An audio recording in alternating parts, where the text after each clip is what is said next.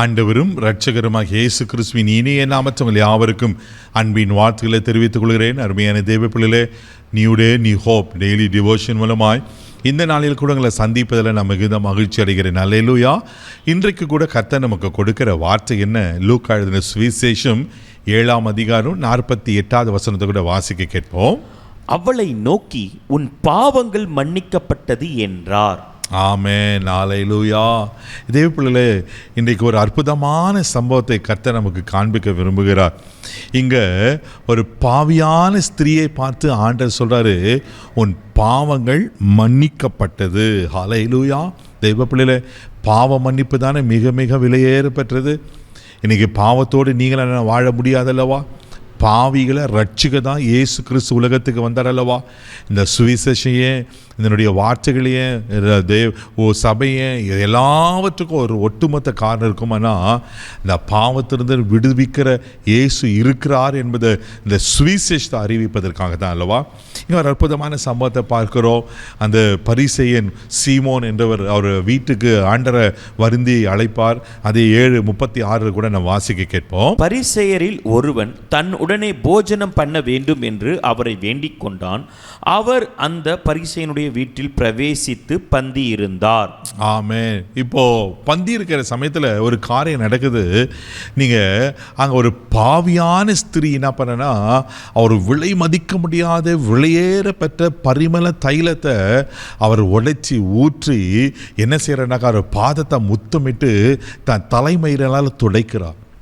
இதை பார்த்தோன்னா அங்கே இருக்கிற எல்லாரும் யோசிப்பாங்க, அவர் தீர்க்கதரிசியாச்சே, இது அவருக்கு தெரியாதா? அவர் பாவியான ஸ்திரீயாச்சே அப்படின்னு சொல்லி அங்கே முறுமுறுக்கிறத பார்க்குறோம்.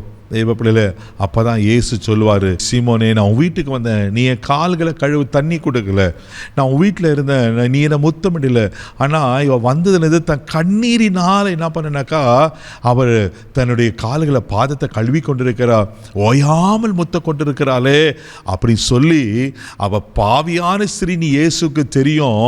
அப்போ தான் ஆண்டவர் சொல்வார், அந்த ஸ்திரீயை பார்த்து உன் பாவங்கள் மன்னிக்கப்பட்டது. ஹல்லேலூயா.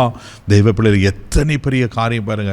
அவர் தன் பாவத்தை உணர்ந்த உடனே, இயேசு சீமோன் வீட்டில் இருக்கிறார் அறிந்த உடனே, எப்படியாவது தன் பாவத்திலிருந்து விடுதலை ஆகணும்னு சொல்லி அவர் இயேசுவை தொடர்ந்து பின்பற்றி வந்து அவர் பாதத்தை முற்றும் எடுத்து தெய்வ பிள்ளையில தான் பாவத்தை உணர்ந்தார் அல்லவா?